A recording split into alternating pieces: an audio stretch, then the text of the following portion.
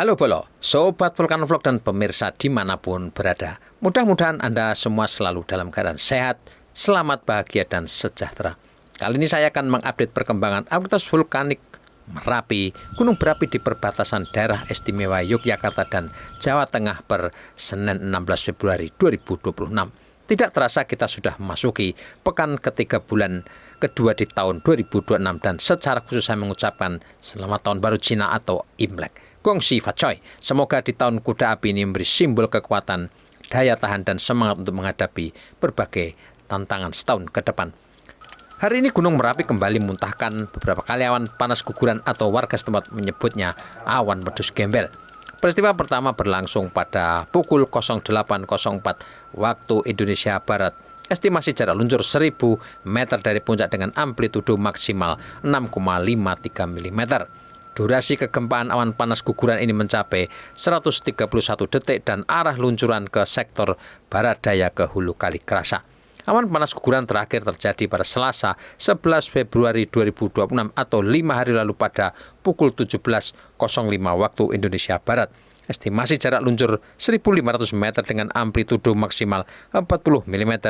Durasi kegempaan 140,5 detik. Arah luncuran ke sektor barat daya yaitu ke hulu Kali Boyong.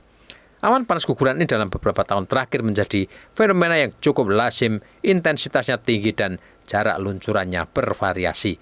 Stamina dan energi vulkanik Gunung Merapi naik status jadi siaga pada 5 November 2020. Hampir-hampir tidak pernah turun. Pada tanggal 11 dan 12, awan panas guguran berlangsung selama 2 hari, hampir tanpa henti dengan jarak luncur mencapai lebih kurang 3.500 meter dari puncak. Karena itu segala gerak-gerik, perilaku dan aktivitas vulkanik gunung ini memang harus diwaspadai ekstra. Perkembangan terbaru yang juga harus dicermati betul-betul adalah sepanjang 24 jam pada Minggu 15 Februari 2026 terjadi 17 kali gempa vulkanik dangkal. Sementara dalam 6 jam pada Senin 16 Februari 2026 yaitu pada periode pukul 06.00 hingga 12.00 waktu Indonesia bagian barat terjadi 11 kali gempa vulkanik dangkal. Gempa-gempa vulkanik tipe B ini secara teoritis memperlihatkan pergerakan magma ke permukaan gunung. Jika dalam 24 jam terjadi 17 kali gempa vulkanik dangkal, artinya ekstrusi magma akan berlangsung intensif di hari-hari ini. Mengutip data laporan pengamatan petugas Badan Geologi sepanjang Minggu 15 Februari 2026, hasilnya adalah sebagai berikut. Secara meteorologi cuaca terpantau berawan, mendung, angin bertiup tenang ke arah timur dan barat. Suhu berkisar antara 18,2 hingga 25,5 derajat Celcius. Kelembapan udara 81,6 hingga 99%. Tekanan udara 869,9 hingga 915,31 mm Hg. Volume curah hujan tercatat 37 mm per hari dan ini cukup tinggi intensitas hujannya.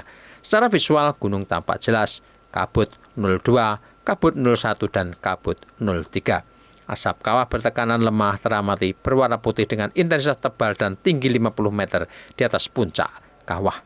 Data kegempaan yang pertama, gempa guguran tercatat 113 kali, amplitudo berkisar 2 hingga 24 mm, durasi berkisar 34,84 hingga 256,8 detik.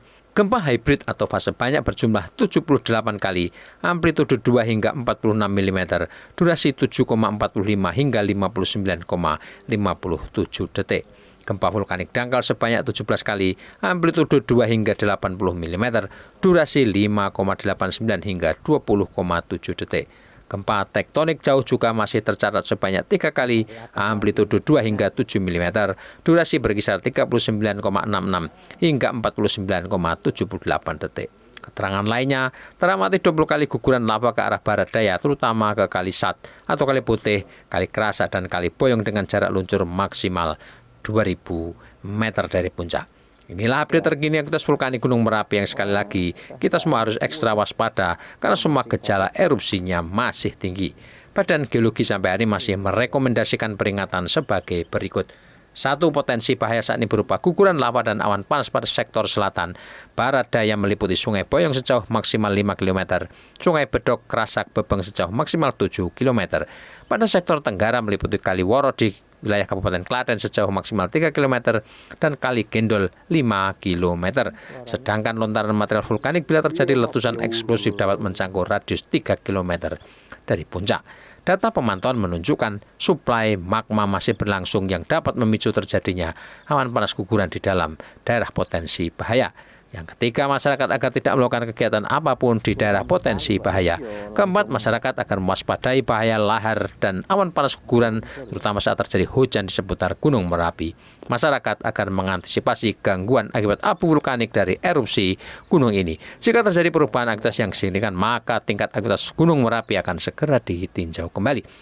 Demikian bolos Sobat Vulkan Vlog dan pemirsa yang saya muliakan. Semoga informasi ini bermanfaat untuk Anda dan kita semua. Salam sehat. Salam tangguh.